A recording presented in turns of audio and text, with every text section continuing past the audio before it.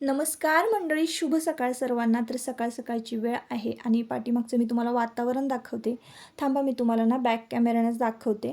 तर बघा, रोज मी तुम्हाला ना डोंगर दाखवते ना, तो समोरचा डोंगरच गायब झालेला आहे. इतकं दाटसर धुकं दाटलेलं आहे आणि इतकी थंडी आहे ना आमच्याकडे. तर दिवाळी झाली आणि पावसाळा सुरू झाला आहे बरं का. दिवाळी तर संपली पण पावसाला सुरुवात झालेली आहे आणि आता मी किचनमध्ये आले. चला म्हटलं काहीतरी नाश्त्याला करूयात. परत म्हटलं नाश्त्याला करायचं, परत स्वयंपाक करायचा, त्यातच दिवस निघून जातो. तर चला म्हटलं डायरेक्ट जेवणच करायचं, म्हणून मग मी एक रेसिपी इथं करायला घेतलेली आहे. तर कढई घेतली, कढईमध्ये 2 चमचे तेल घातलं आणि चेचलेलं लसूण घातलेलं आहे. लसूण घातल्यानंतर ना यामध्ये घरचा लाल तिखट मसाला घातलेला आहे आणि त्यानंतर हळद घातलेली आहे अर्धा चमचा. मीठ घालायचं आहे चवीनुसार, अंडा करी मसाला घालायचा आहे आणि मग त्यानंतर टोमॅटोची प्युरी घालायची आहे आणि हे छान फेटून भाजून घ्यायचं आहे बरं का.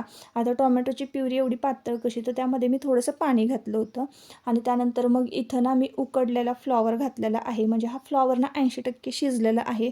मस्त पाण्याने धुवून घ्यायचा, खळखळ खळखळ उकळी काढायची आणि मग शिजवून घ्यायचा. 80% शिजला पाहिजे.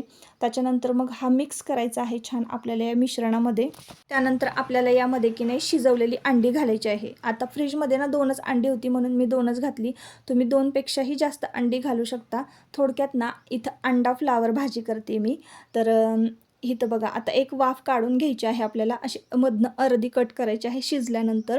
फ्लावरसुद्धा अर्धा 80% शिजवून घ्यायचा आहे आणि अंडीसुद्धा शिजवून घ्यायची आहे आणि झाकण ठेवून द्यायचं.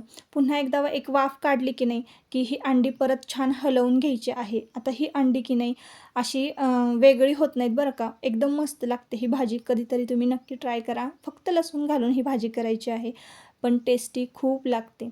छान हलवायची, अंडी मिक्स करायची आणि अंडी की नाही खालच्या बाजूला वाफ लावायची आहे आपल्याला. फ्लावर वर घ्यायचा आहे आणि अंडी आपल्याला कढईच्या म्हणजे तळाशी घालायची आहे आणि पुन्हा एकदा वाफ काढून घ्यायची आहे.